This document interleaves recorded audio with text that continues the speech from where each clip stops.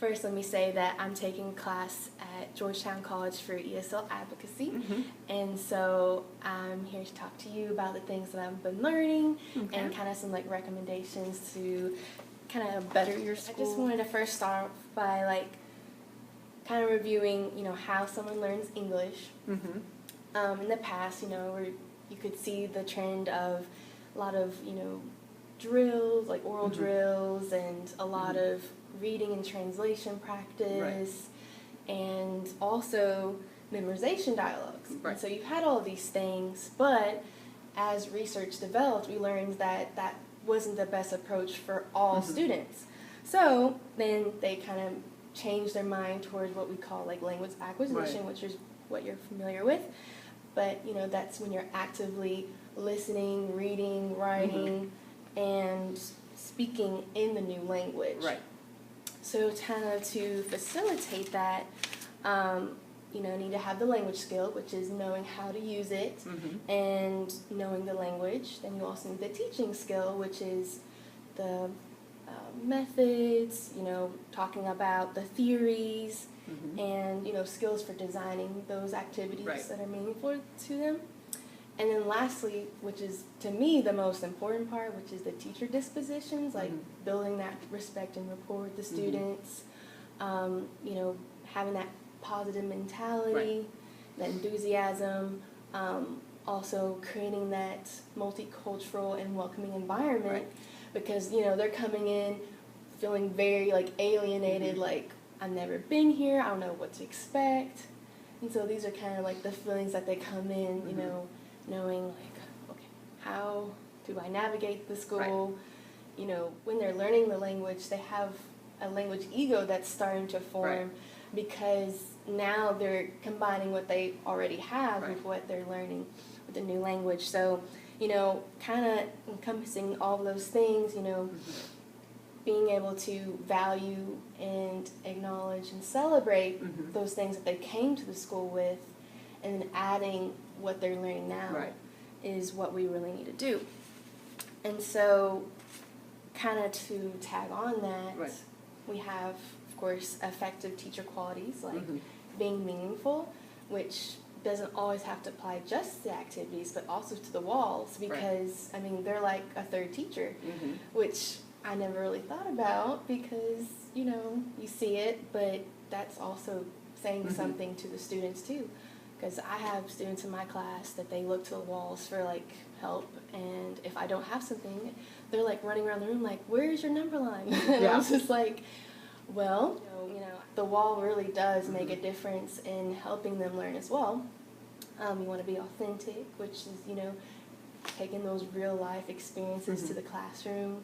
I don't know if you've ever worked with, it's like a virtual reality. So we do have VR at our school because we have an IT academy embedded here, and I've actually used it with my students. So in the reading class, one of the things that we do is we read both fiction and nonfiction texts. And first semester is not student choice, and that's by design because they do have to learn certain skills, actually be able to control what they're reading. And one of the books that we read is actually, it's considered upper elementary to lower middle school. It's called From the Mixed Up Files of Mrs. Basil E. Frankweiler. And a large chunk of the book is set in the Metropolitan Museum of Art in New York. And we collaborated with our school's VR team, which are other students, their peers.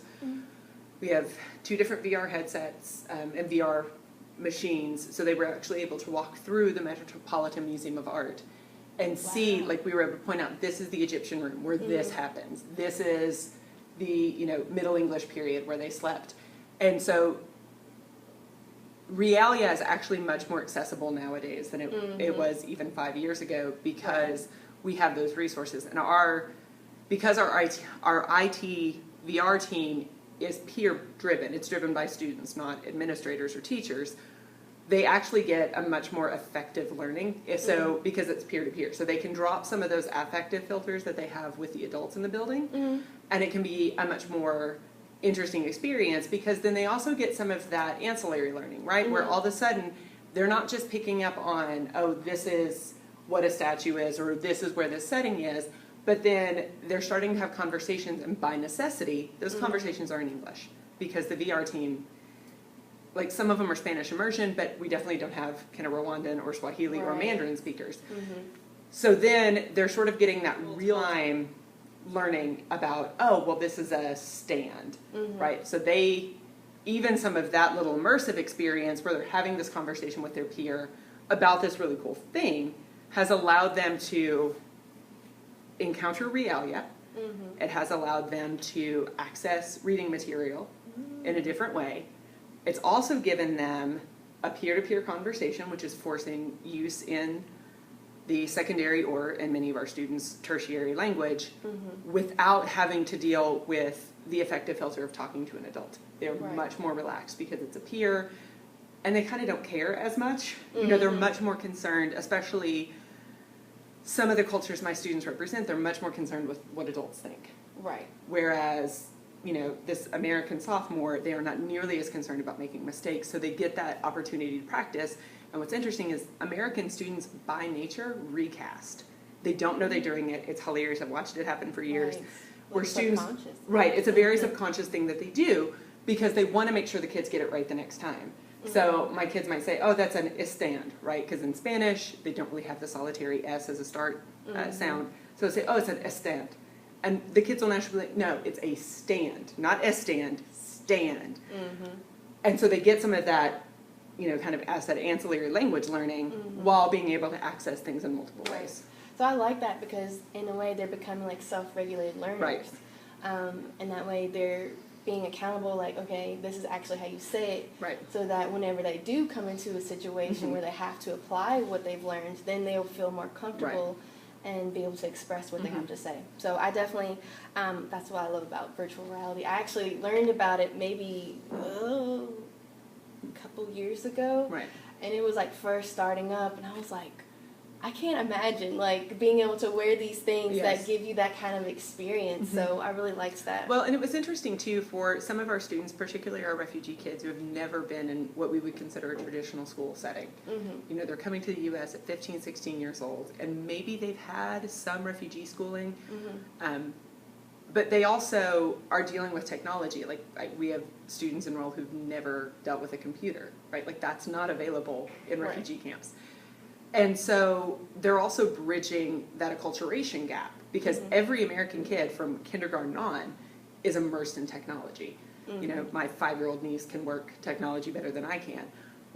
But many of these kids come and they don't have that. So we're not just dealing with the academic language, we're not just dealing with L2 acquisition, we're also dealing with an acculturation piece that is vital for them. And so they're able to do it in this way that's really interesting. And so it's not just like being on a computer to type a paper, but it's this really interesting experience. But then they're also starting to bridge that gap because they're like, okay, so this is, I've heard about this maybe. I've heard someone talk about virtual reality. I had no idea what that was. You know, like one of my students who speaks Kinyarwanda, they call it virtual reality. They don't have a Kinyarwandan term for it. Right. So like to be, you know, speaking in Kinyarwanda and then I would hear virtual reality. I'd be like, what? And I found out later they just don't have a term for it. Yeah. And so then they're getting that culture piece, which then also helps lower effective filters and make them feel more comfortable and make them feel more accepted within the school because they're able to speak to something that is much more universally known. And so they don't feel so separate and apart because they no longer feel like they have a deficit that they have to make up for. Right.